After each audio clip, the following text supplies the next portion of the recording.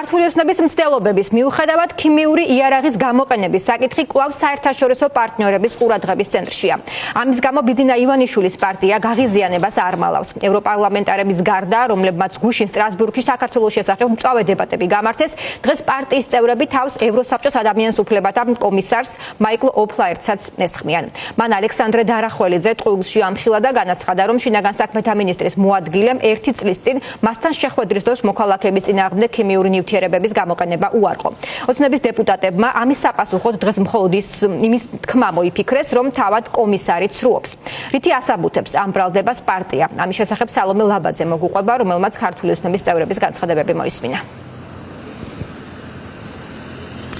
ესაყურებოა, რომ ამის დასაბუთებისთვის ქართულ ოცნებას დღეს არგუმენტად ალექსანდრე დარახველიძის პირველი საჯარო აღიარების გახსენება მოუწია, როცა დარბების დაწყებიდან ზუსტად 2 დღეში 30 ნოემბერს მან ჟურნალისტებს უთხრა, რომ წყლის ჭაუში შესაძლოა რაღაც იყო გარეული. ოცნებაში ამბობენ, რომ ამ აღიარების შემდეგ უცნაური და აზრს მოკლებული იქნებოდა, რომ დარახველიძეს დახურულ კარს მიღმა შეხვედრაზე ევროსაბჭოს წარმომადგენლისთვის საპირისპირო ინფორმაციის მოწოდება და ამ გზით მისი მოტყუება ეცა და ამიტომ პარტია ასკნის, რომ ერთადერთი ვინც ახლა შეხვედრის შესახებ არასწორ ინფორმაციას ავრცელებს, ანუ ატყუებს საზოგადოებას, არის სწორედ ევროსაბჭოში ადამიანის უფლებების მიმართულებით მომუშავე კომისარი და არა ალექსანდრე დარახველიძე, რომელიც შეგახსენებს, რომ დაინტერესებულ მხარეს წარმოადგენს, რადგან ქიმიური იარაღის გამოყენების ეს უმძიმესი ბრალდება მიემართება სწორედ ოცნების შინაგან საქმეთა სამინისტროს. თუ ოცნების ლოგიკას გავყვებით, კითხვა ისიც, რა მოტივი შეიძლება ამოძრავებდეს ევროკომისარს, რის საპასუხოდაც პარტია პროპაგანდისტულ დასაბუთებას გვთავაზობს, ანუ გვეუბნება, რომ ევროსაბჭოც ამ კომისრის ჩათვლით, ისევე როგორც ნებისმიერი სხვა დასავლელი აქტორი, ახლა დაინტერესებულია ოცნების რეჟიმის შეცვლით და სწორედ ამ მიზნით იყენებს ქიმიური მოწამვლის ამსაქმეს. ვინ გითხრათ, რომ სანდრო დარახველიძე მოატყუა? იქნებ ეს ბატონი არის ის მატყუარა, რომელიც ეხლა აკეთებს, ასე ვთქვათ, ამ განცხადებას.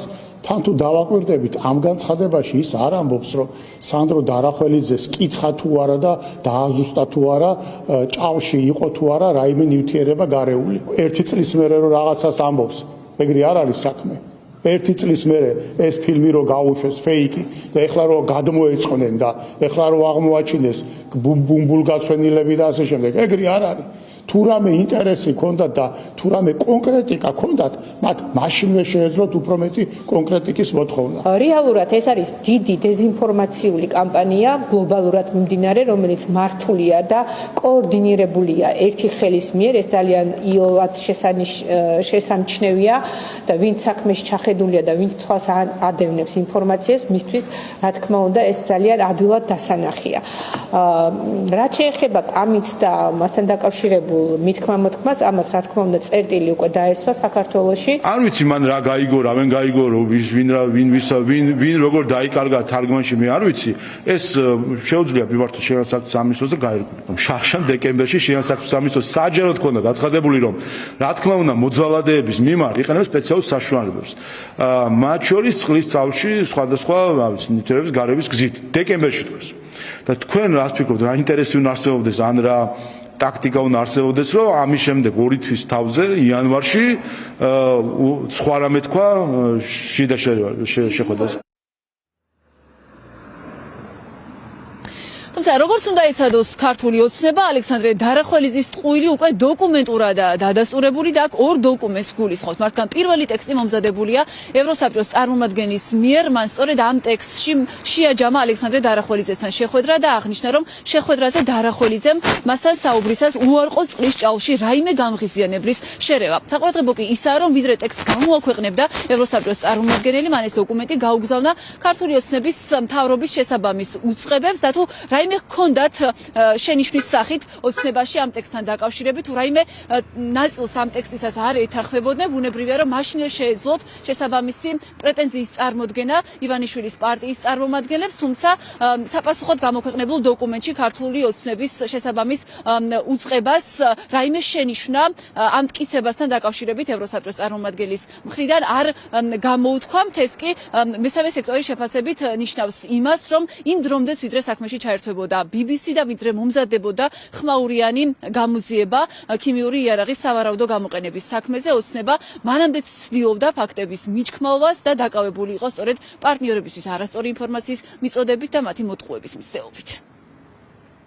ტყუილს აქვს ამ შემთხვევაში ადგილი და რომ ხდება გარკვეული ფაქტების გადაფარვა. BBC-მ სანამ ამ სიუჟეტს გამოაქვეყნებდა, მათ ჩვეულებრივად მიმართეს საქართველოს მთავრობას და მათ კითხეს იმის შესახებ, თუ რა ნივთიერებები იყო გამოყენებული, მათ ამის შესახებ არაფერი ინფორმაცია არ მიაწოდეს. ანალოგიური ინფორმაცია არ მიაწოდეს ასევე არც კომისარს. Amnesty International, ისევე როგორც სხვა საერთაშორისო ორგანიზაციები, კაფიოდ მიუთითებენ იმის შესახებ, რომ ამ გამოძიებას სჭირდება საერთაშორისო გამოძიება. საქართველოს გენერალური პროკურატურა, ისევე როგორც სხვა უწყებები, არ ფლობენ საკმარის დამოუკიდებლობის გარანტიებს, რომ მათ ეფექტური და დამოუკიდებელი გამოძიება აწარმოონ და ბუნებრივია ეს საჭიროებს საერთაშორისო კომპონენტის ჩართვას. მტკიცებულებები რომ არ გაუნადგურებია ქართულს იმას, ამაში შეგვიძლია თუ არა ვიყოთ დარწმუნებული, იმიტომ რომ ხედავთ რომ თურმე ერთი წელია მიჩქმალვას ცდილობენ ისინი.